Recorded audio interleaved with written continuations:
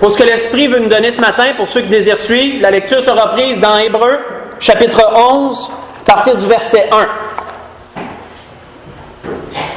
Dans le livre aux Hébreux, chapitre 11, débutant au verset 1.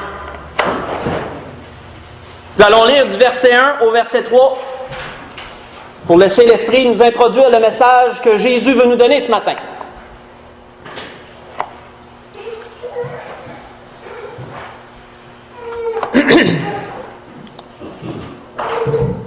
L'auteur d'Hébreux débute en nous disant « Or la foi est une ferme assurance des choses qu'on espère, une démonstration de celles qu'on ne voit pas.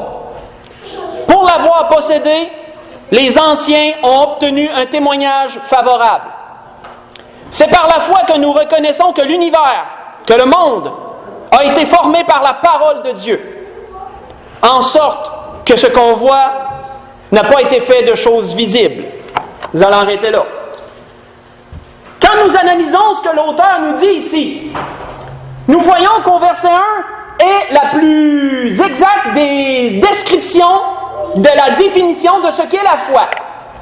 Il nous dit premièrement que la foi n'est pas basée sur rien d'autre que la croyance en quelque chose qui a été dit, qui a été entendu ou qui a été écrit. Elle ne consiste pas en des preuves sur lesquelles nous nous basons. Elle ne consiste pas en des faits que nous avons vus pour dire que nous avons la foi. La foi consiste simplement à croire ce qu'on n'a pas vu, à croire ce qu'on n'a pas entendu, à croire ce que ce n'est pas nécessairement nous qui avons écrit, mais nous l'avons lu. On voit que la foi renferme deux éléments, selon toujours l'auteur. Il nous est dit que la foi renferme l'assurance. Qu'autrement dit, tu penses, hors de tout doute, qu'une chose est exacte. Elle renferme l'assurance. C'est une assurance des choses qu'on espère. La foi renferme aussi l'autre élément, c'est l'espérance. Le résultat de ce que tu attends et de ce que tu souhaites de tout ton cœur. Ces deux éléments consistent la foi. L'assurance et l'espérance. L'auteur nous dit également que la foi n'est pas basée sur les sens. Elle n'est pas basée sur ce que nous avons vu, comme je l'ai mentionné. Elle n'est pas basée sur ce que nous avons senti par l'odorat. Elle n'est pas basée sur ce que nous avons entendu par l'oreille, l'ouïe. Elle n'est pas basée sur ce que nous avons goûté. Et elle n'est ni basée sur ce que nous avons touché. La foi n'est pas basée sur les sens. L'auteur, il va ensuite pour dire que plusieurs, au travers des écrits de la parole de Dieu, qui consiste la Bible, ce qui est appelé les anciens, plusieurs, pour l'avoir possédé, ont obtenu un témoignage favorable. C'est ce qui nous est dit au verset 2. Plusieurs ont démontré un exemple vivant de ce qu'est la foi. Nous voyons qu'au verset 3, l'auteur y va d'une déclaration choc, vraiment pour manifester un exemple de foi. Il dit, c'est par la foi qu'on croit que tout ce qu'on voit ici, la création tout entière, l'univers, non seulement cette planète, mais toutes les planètes, le système solaire, et etc., si vous voulez aller encore plus loin, tout a été créé par la parole de Dieu. C'est une déclaration choc. L'auteur voulait manifester d'une façon claire, c'est quoi la foi? Parce que personne d'entre nous et d'entre les scientifiques de nos jours n'était là pour dire comment les choses se sont faites. On n'a rien vu de ça, on n'a rien entendu, on n'était pas là. C'est par la foi qu'on croit que les choses ont été créées sur la parole de Dieu. Parce que Dieu le dit. Dans Jean 1, il est dit, au commencement était la parole. La parole, elle était avec Dieu, la parole était Dieu. Elle était là au commencement. Et tout ce qui a été créé par elle, et rien de ce qui a été créé n'a été créé sans elle. La parole nous dit dans Jean chapitre 1, dans les premiers versets, verset 1 au verset 3. On voit que, par la suite, un peu plus loin, il nous est dit, si nous lisons le verset 6, Toujours du même chapitre. Il nous est dit, « Or, sans la foi, il est impossible de lui être agréable. Car il faut que celui qui s'approche de Dieu croit que Dieu existe et qu'il est le rémunérateur de celui qui le cherche. » Pour approcher Dieu, pour atteindre Dieu, pour plaire à Dieu, un seul moyen que la parole nous dit, la foi. Seul moyen d'aller vers Dieu, de l'approcher, de l'atteindre et de lui plaire. Seul moyen, la foi. On voit que quand nous analysons le restant, on va lire certaines parties, mais il y a une chose que l'Esprit veut relever avant qu'on continue sans lecture, c'est que tout ce qui nous est dit par la suite à partir du verset 8 sont des exemples que l'auteur voulait amener de la foi. Des gens qui ont concrètement manifesté la foi. Mais qu'est-ce qu'ont tous ces gens en commun? Ils ont une chose en commun, ces gens, peu importe lesquels sont mentionnés. C'est que la foi a pour source la promesse. C'est sur des promesses que Dieu a faites que les gens mentionnés ont pu avoir la foi. La source, c'est la base, on l'a vu dernièrement. Qu'est-ce que la source? C'est la base d'une chose, c'est son point de départ. Le point de départ de la foi sont les promesses que Dieu a dites. Il est mentionné d'ailleurs à 3 reprises dans ces endroits, ce que je vous dis. Il est dit, entre autres, il est dit qu'une personne, elle a cru à la fidélité de celui qui avait fait les promesses. Vous voyez ça à la fin du verset 11. Il est dit au verset 13 que les gens sont morts dans la foi sans avoir obtenu encore les choses promises. Mais ils ont eu cette foi en ces promesses. Il nous est dit dans l'entour du verset 33, au verset 33, que ceux qui ont manifesté la foi ont obtenu des promesses. La foi a pour source des promesses. Selon le dictionnaire, qu'est-ce qu'est une promesse? Selon le dictionnaire, une promesse, c'est un engagement formel. Quand c'est formel, ça veut dire que c'est sans équivoque, tu ne reviens pas là-dessus. Un engagement formel, c'est une promesse. Si quelqu'un vous dit « Je vais aller t'aider », et que là, vous n'êtes pas sûr parce qu'il l'a juste dit, tu vas-tu vraiment venir m'aider? Si la personne vous dit « Je te le promets », vous allez avoir foi en ce qu'elle vous a dit. Pourquoi? Parce qu'elle est basée sur une promesse. C'est un engagement formel.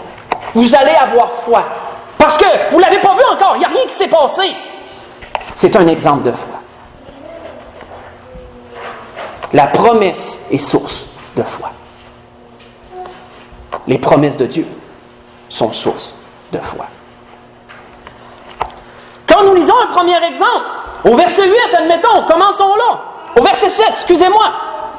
Il est dit, c'est par la foi, et ça commence toujours comme ça, c'est par la foi que Noé, divinement averti des choses qu'on ne voyait pas encore, ce n'est pas basé sur la vue, on ne voyait pas encore, et saisi d'une crainte respectueuse, construisit une arche pour sauver sa famille. Et c'est par elle qu'il condamna le monde et devint héritier de la justice qui s'obtient par la foi. Est-ce que Noé avait reçu une promesse pour avoir la foi? Oui, il avait reçu une promesse, frères et sœurs. Car faites juste écouter, il est dit ceci, que dans des temps reculés, il est dit, alors Dieu, voyant la méchanceté sur la terre, voyant que la terre était corrompue devant lui et qu'elle était remplie de violence, Dieu a décidé de détruire la terre. C'est ce que la parole nous dit. Mais il est dit que Dieu voyait qu'il y en a qui essayaient de faire sa volonté. Noé et sa famille étaient justes, il est dit.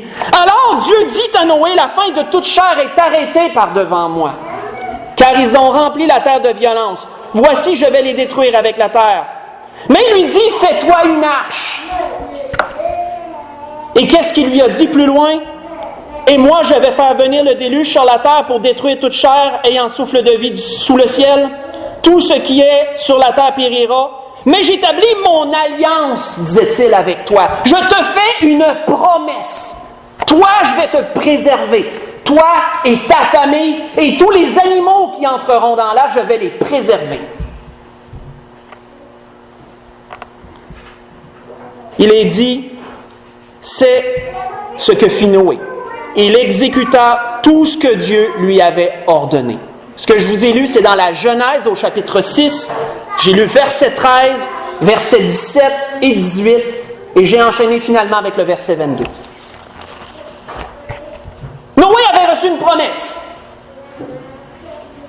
Et sur cette promesse, il a passé un siècle, la Bible nous dit, parce que les gens dans ce temps-là vivaient plus longtemps qu'aujourd'hui. Il n'y avait pas de pollution, il n'y avait pas de réchauffement climatique, il n'y avait pas de toutes ces choses qui accélèrent la vieillesse et la mortalité de nos jours. La maladie était beaucoup moins présente.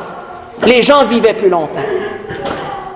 Et la Bible nous dit qu'il a passé un siècle, 100 ans, à construire un bateau sur la terre ferme. Il ne l'a pas construit proche d'un courant d'eau pour que le courant d'eau puisse l'emporter. Il a construit cela au milieu d'une forêt. Il a construit ça sur la terre ferme où il était impossible que ce bateau puisse lever et voguer sur les flots, à moins que les eaux s'élèvent assez pour l'élever. Et la Bible nous dit que le déluge est venu sur la terre. Maintenant, avec les techniques que nous avons aujourd'hui, par l'archéologie, par les scientifiques, il est unanime et hors de tout doute de nos jours que le déluge est bel et bien arrivé. Cela est prouvé et irréfutable. Car par les ossements d'animaux qui ont été trouvés d'un côté à l'autre, sachant que tel animal ne demeurait pas dans cette partie de la planète, ils savent qu'il y a eu un mouvement énorme qui a brassé la terre entière. Et que le déluge est un fait et non une théorie. Mais Noé ne l'avait jamais vu. C'est par la foi sur les promesses que Dieu lui a faites qu'il a agi. Et il a pu sauver lui et sa famille. Il nous est dit un peu plus loin, au verset 8, il nous est dit, c'est par la foi qu'Abraham, lors de sa vocation, obéit et partit pour un lieu qu'il devait recevoir en héritage et qu'il partit sans savoir où il allait. C'est par la foi qu'il vint s'établir dans une terre promise comme dans une terre étrangère, habitant sous des tentes, ainsi qu'Isaac et Jacob, les co-héritiers de la même promesse. Est-ce qu'Abraham avait reçu une promesse pour avoir foi? Oui, il avait reçu une promesse de la part de Dieu, lui aussi. Un homme qui un jour a décidé d'abandonner ses anciens dieux, ses anciennes pratiques, a abandonné sa famille, a abandonné ses terres, a abandonné sa maison sur une promesse, parce qu'il a eu la foi en Dieu, qui lui a dit, va-t'en de ton pays, de ta patrie, de la maison de ton père, dans le pays que je te montrerai, disait Dieu. Et je ferai de toi, là Dieu établit la promesse, je ferai de toi, disait-il à Abraham, une grande nation. Je te bénirai, je rendrai ton nom grand et tu seras une source de bénédiction. Je bénirai ceux qui te maudiront, ceux qui te béniront, je maudirai ceux qui te maudiront et toutes les familles de la terre seront bénies en ta postérité. Et il nous est dit qu'Abraham partit, comme l'Éternel le lui avait dit. Et qu'est-ce qu'il est dit? Un peu plus loin, l'Éternel apparut à Abraham et dit, « Je te donnerai ce pays à ta postérité. » Je donnerai ce pays à ta postérité. Vous voyez ça dans la Genèse chapitre 12. J'ai lu du verset 1 au verset 4 et j'ai enchaîné avec le verset 7. Oui, Abraham avait reçu une promesse. Elle a été source de foi, cette promesse. Il a agi par rapport à cela. L'histoire, encore là, l'une des choses que nous avons pour comprendre les événements passés, déclare formellement que les Juifs, parce qu'Abraham était l'ancêtre des Juifs, il était la source de la nation juive. La nation juive que nous connaissons aujourd'hui est partie de cet homme. Il est établi par l'histoire que les Juifs ont en effet habité le territoire qu'ils occupent présentement, et plus grand encore, ils l'ont habité pendant des milliers d'années. C'est ce qu'Abraham avait reçu comme promesse. Dieu a dit, va-t'en dans le pays, je te montrerai, c'est là que ta postérité va s'établir. C'est un fait, l'histoire le démontre. Effectivement, Abraham sa postérité a pu s'établir dans ce lieu. Et pendant des milliers d'années, les Juifs ont occupé le territoire qu'ils ont présentement repris. On voit qu'il nous est dit, un peu plus loin, au verset 11, c'est par la foi que Sarah, la femme d'Abraham, on demeure dans la famille, c'est par la foi que Sarah elle-même, malgré son âge avancé, fut rendue capable d'avoir une postérité parce qu'elle crut à la fidélité de celui qui avait fait la promesse. Donc la promesse que Dieu a faite à Abraham concernait Sarah et elle était source de foi. Cette promesse. C'est pourquoi, d'un seul homme déjà usé de corps, parce que la Bible nous dit qu'Abraham et Sarah étaient âgés et étaient dans l'incapacité d'avoir des enfants. Techniquement parlant, ils étaient devenus trop âgés pour en avoir, selon les standards des hommes. Et Dieu lui promettait une postérité. Et il est dit, c'est pourquoi d'un homme déjà usé de corps naquit une postérité nombreuse comme les étoiles du ciel, comme le sable qui est sur le bord de la mer et qu'on ne peut compter. Abraham avait reçu cette promesse. Dieu, un jour, l'ayant amené en dehors de sa maison, l'ayant guidé en dehors de sa maison où il était rendu établi dans le territoire qu'il ne connaissait pas, qu'aujourd'hui occupe sa postérité. Et Dieu, il est dit, et après l'avoir conduit dehors, Dieu dit à Abraham, regarde vers le ciel et compte les étoiles, si tu peux les compter. Et il lui dit, telle sera ta postérité. C'est une promesse, il est dit dans la Genèse chapitre 15, je vous ai lu le verset 5. C'était une promesse que Dieu établissait. Et il nous dit quoi? Abraham eut confiance à Dieu qui le lui imputa à justice. Abraham a eu la foi en les promesses que Dieu avait faites. Et vous savez, statistiquement parlant, selon les sociologues, le peuple juif est l'un des peuples les plus nombreux sur la planète de nos jours. L'un des peuples, parce qu'il y en a plusieurs qui sont nombreux. Mais il est l'un des peuples les plus nombreux sur la planète. Pas seulement dans le lieu où ils occupent, mais il y a des Juifs partout sur la terre. Il y a des Juifs qui sont en Espagne, il y a des Juifs qui sont en Irak, il y a des Juifs qui sont aux États-Unis, il y a des Juifs en Angleterre, dans les Nations Unies, il y en a partout, des Juifs. Il y en a partout. Et tout ensemble, c'est une des nations les plus nombreuses sur la terre. Et ça, ce n'est pas moi qui le dis. Ce sont les sociologues qui répertorient les populations et tout qui disent cela. Est-ce que Dieu exauce les promesses qu'il fait?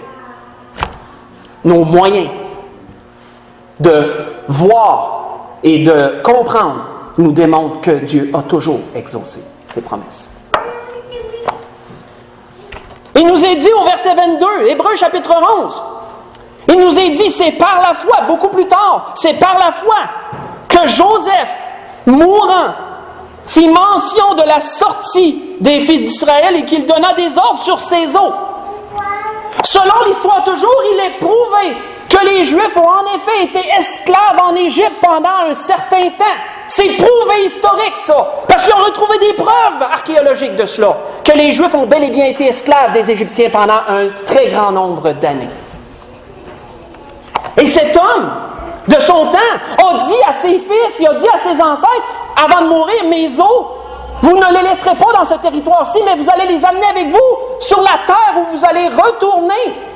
Parce que Dieu avait promis que le territoire qu'il avait donné, son peuple serait établi là. Et il croyait tellement à cette promesse, il avait foi en les promesses de Dieu, qu'il a dit, apportez mes os lorsque vous allez sortir. Et savez-vous, ça a pris combien de temps avec le peuple sorte de l'esclavage de l'Égypte? 400 ans, que la Bible nous dit. Ils ont été pendant 400 ans esclaves des Égyptiens. Sur quoi Joseph se basait-il pour avoir la foi? Il se basait sur une promesse. Une promesse qui avait été donnée à Abraham il y a très longtemps avant. Une promesse où il est dit Toi, tu iras en paix vers tes pères, tu seras enterré dans une heureuse vieillesse. Il est dit, mais je jugerai la nation par laquelle ils seront asservis.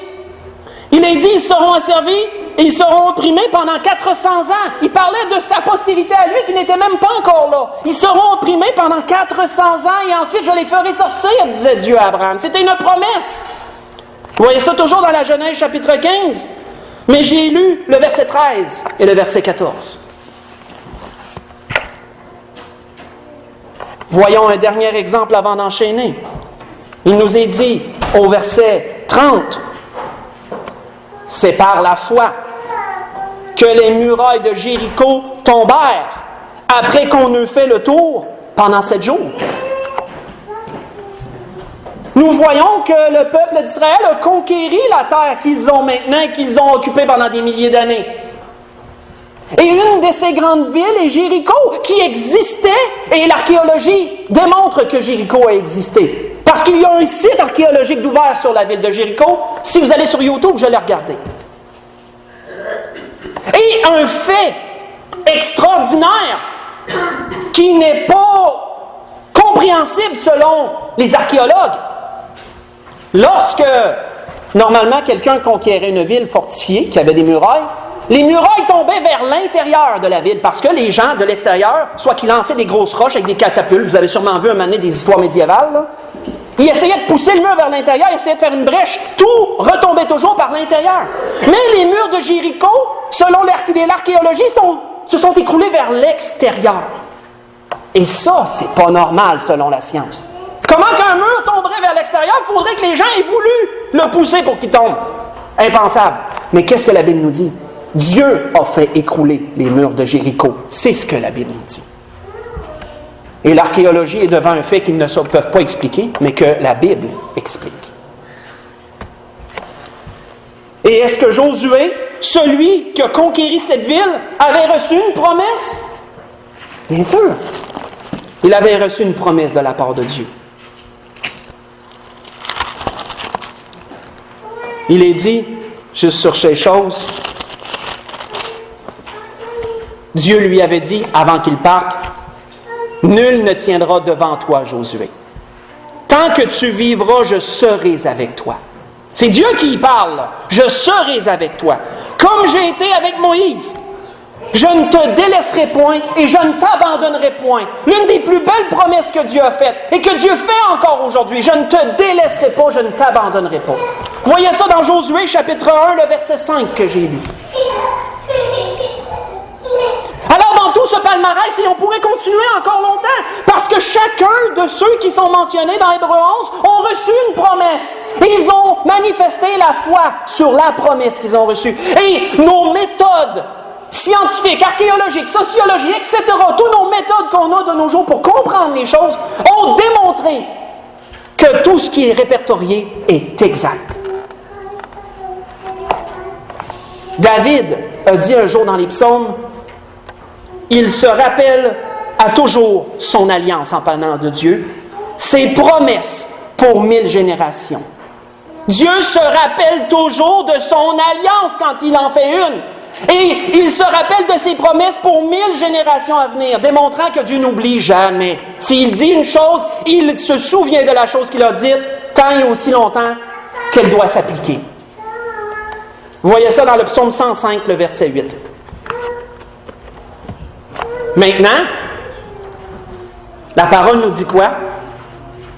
Qu'un jour, un enfant est né dans le monde, d'une femme vierge, nommée Marie. Et il nous a dit que cet enfant était spécial, son nom était Jésus. Beaucoup d'années plus tard, Jésus est venu sur la terre. La Bible nous dit parmi les siens parce que Jésus était juif, de nationalité juive, de race juive. Et Jésus apportait un message avec lui. Et Jésus parlait de lui-même d'une façon très spécifique. Et qu'est-ce que Jésus disait de lui? Tournons dans Jean 8 pour le voir. Dans Jean chapitre 8. Dans l'Évangile selon Jean, chapitre 8. Qu'est-ce que Jésus disait de lui-même? Jean chapitre 8, on va lire le verset 12.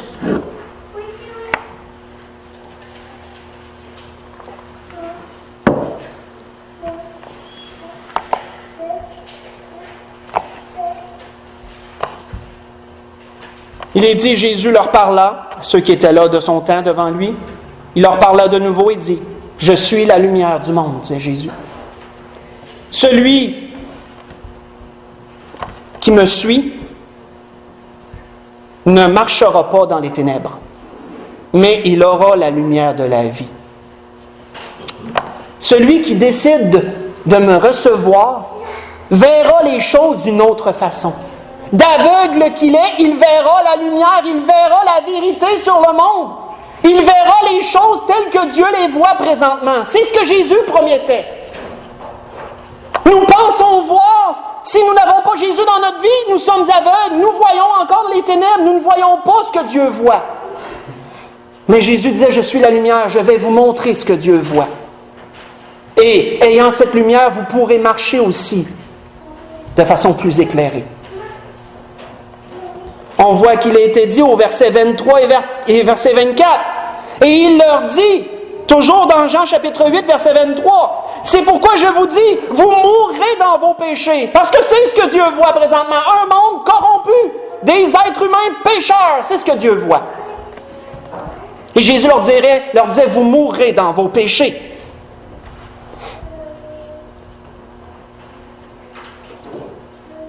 Car si vous ne croyez pas ce que je suis, si vous ne croyez pas que je suis le Fils de Dieu, la promesse que Dieu a faite à l'humanité, qu'il a envoyée en chair, si vous ne croyez pas ce que je suis, vous mourrez dans vos péchés, disait le Seigneur. Pourquoi? Parce que précédemment, il leur disait, vous êtes d'en bas, au verset 23, et moi, je suis d'en haut. Je ne viens pas de ce monde. Je suis un homme, mais premièrement, je suis Dieu. Je suis la parole de Dieu, disait Jésus. Je viens premièrement d'en haut. Vous êtes de ce monde, moi je ne suis pas de ce monde, disait Jésus. Le message de Jésus annonçait la triste réalité. Ce que Dieu voit, un monde corrompu, des gens séparés de lui à cause de leur état de pécheur. Mais Dieu faisait la promesse qu'au travers de son Fils qu'il a envoyé pour l'humanité, qu'il établissait une alliance. Il faisait la promesse que tous ceux qui croiraient en lui et qui désireraient le suivre auraient la lumière de la vie ici-bas et ils auraient la vie éternelle dans l'avenir. C'est ce que Jésus promettait. L'un des hommes qui a rendu témoignage au Seigneur, on s'en va vers la conclusion, l'un des hommes qui a rendu témoignage au Seigneur a dit ceci, il a dit, c'est de la postérité de David que Dieu, selon sa promesse, a suscité à Israël un sauveur qui est Jésus. Il dit, avant sa venue à Jésus, Jean, qu'on connaît sous le nom de Jean le Baptiste, Jean avait prêché le baptême de repentance à tout le peuple d'Israël. Et lorsque Jean achevait sa course, il disait, je ne suis pas celui que vous pensez. Parce qu'il y en a qui pensaient que Jean était Jésus, et Jean lui disait, je ne suis pas Jésus. Je ne suis pas celui que Dieu envoie. Moi, je prépare son chemin. Je suis devant lui, je prépare son chemin. Mais voici, vient après moi celui dont je ne suis pas digne de délier les souliers. Selon l'histoire, selon la Bible, Jésus est mort, crucifié à la croix. C'est historique. Ce n'est pas seulement biblique, c'est historique. Selon la Bible et selon l'histoire, sa dépouille fut mise dans un sépulcre, scellé d'une pierre, comme il était de coutume de faire pour les grands hommes de l'époque. Jésus n'avait pas l'argent pour s'offrir un tel sépulcre. C'est un homme riche que la Bible nous dit qu'il lui a donné son propre sépulcre qui s'était préparé pour lui-même. Joseph d'Arimathée, que la Bible nous dit. Il a fait don de son sépulcre pour la dépouille du Seigneur, parce qu'il reconnaissait la valeur de celui qui venait de mourir pour les péchés de l'humanité. Mais qu'est-ce que l'apôtre Paul disait un peu plus loin? Il disait, mais celui que Dieu a ressuscité n'a pas vu la corruption. Parce que la Bible nous dit que Dieu a ressuscité Jésus d'entre les morts. Jésus n'est pas mort simplement. Et l'histoire s'arrête là. La Bible dit que Jésus est ressuscité, il est revenu d'entre les morts.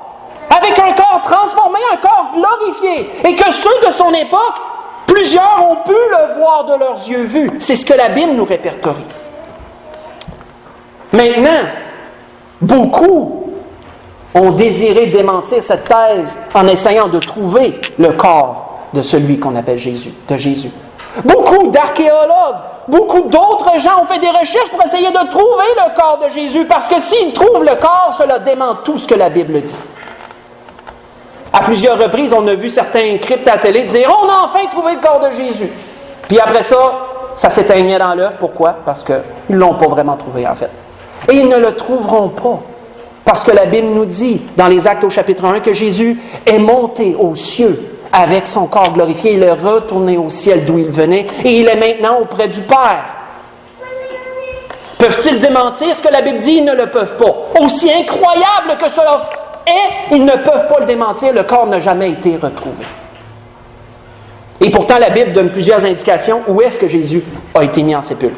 Donc, on ne peut pas dire qu'on ne sait pas où il est. Paul disait également, « Sachez donc que c'est par lui que le pardon des péchés vous est annoncé, et que quiconque croit est justifié par lui de toutes les choses qu'on ne pouvait être justifié par la loi de Moïse. » Ce que je vous ai lu, c'est dans les Actes chapitre 13 que je vous ai lu. J'ai lu le verset 23, le verset 24. J'ai lu le verset 37, verset 38. C'était ce que l'Esprit voulait nous donner ce matin. On a parlé de foi. On a parlé que la foi n'était pas basée sur les sens. On a parlé que la foi ne se base que sur ce qu'elle entend ou sur ce qu'elle lit. Sur rien d'autre. La foi est un concept très difficile à saisir. Mais comment est-il possible? Par les promesses que Dieu a faites. La foi peut être suscitée. On a vu tous les gens que l'auteur d'Hébreux 11 nous dit, tous ces gens qui ont par la foi démontré qu'ils croyaient aux promesses. Et on voit que tous nos méthodes de nos jours ont reconnu que ces gens-là, effectivement, ils ont reçu ce qui leur avait été promis. Est-ce que Jésus serait une chose à part? Absolument pas. Jésus est la promesse que Dieu fait à l'humanité et elle est aussi valide que toutes les autres promesses que Dieu a faites dans le passé.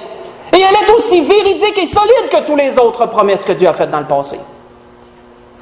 Et encore aujourd'hui, il est possible à des gens qui croient en la promesse de Dieu qui est Jésus-Christ, qui croient qu'ils sont pécheurs, qui croient qu'ils vont sur le chemin de l'enfer, qui croient qu'il y a un sauveur qui est venu pour nous empêcher d'aller là, pour nous sauver de cette destination,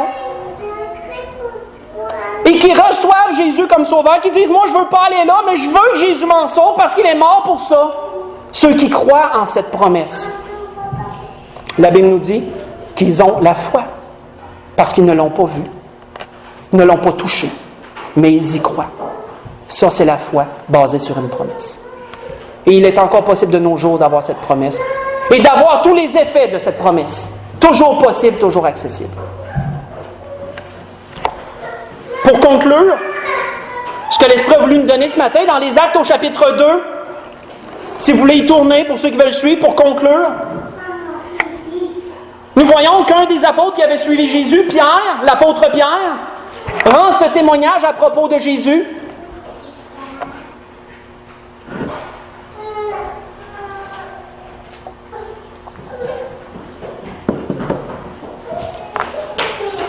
Car après que Jésus est mort et ressuscité, et retourné auprès du Père, les apôtres ont propagé le message. Ils ont répandu la promesse.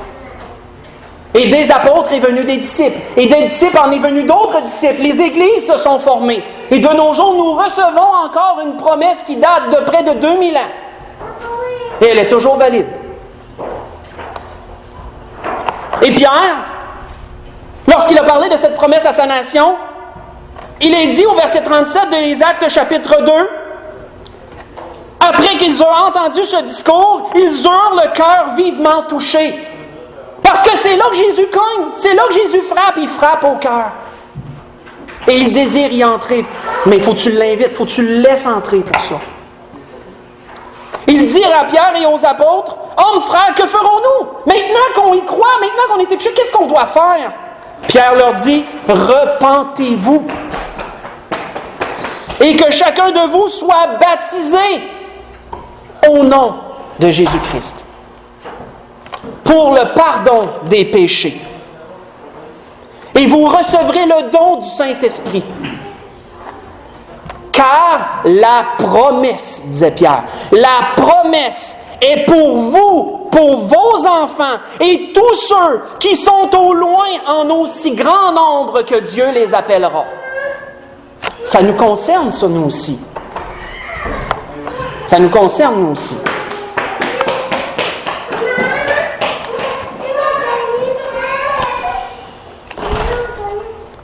Mais pour conclure sur une dernière parole, l'auteur du livre aux Hébreux a noté une chose, et nous conclurons sur cette parole. Il a dit, « Craignons donc, tandis que la promesse d'entrer dans son repos subsiste encore, qu'aucun de vous ne paraisse être venu trop tard. » Parce que Dieu laisse encore sa promesse. Les portes sont encore ouvertes. Mais ça ne veut pas dire qu'elles vont rester éternellement ouvertes. Un jour, Dieu va fermer les portes, comme il a fermé les portes de l'Arche de Noé. Et ceux qui vont venir après que les portes sont fermées, Dieu va avoir laissé un temps très long aux gens pour se repentir et accepter. Mais c'est un choix que chacun de nous devons faire. Si on a un baptême aujourd'hui, c'est parce qu'il y a quelqu'un qui a fait ce choix.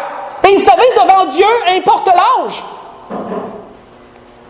On peut être baptisé lorsqu'on a premièrement reçu Jésus comme sauveur, et ensuite, lorsqu'on l'a confessé devant l'Assemblée, on peut être baptisé. Qu'on ait 11 ans ou qu'on en ait 70, il n'y a pas d'âge pour recevoir Jésus dans sa vie. Lorsqu'on le comprend, c'est là le temps. Selon la Bible. Lorsqu'on le comprend, c'est là le temps. Si on a un baptême aujourd'hui, c'est parce que quelqu'un l'a compris. Aussi jeune soit-elle, elle l'a compris. Et elle a fait cette confession devant l'Église la semaine passée. Et maintenant, elle pourra, sur cette base, par la foi qu'elle a au Seigneur Jésus, entrer dans les eaux du baptême. Alors,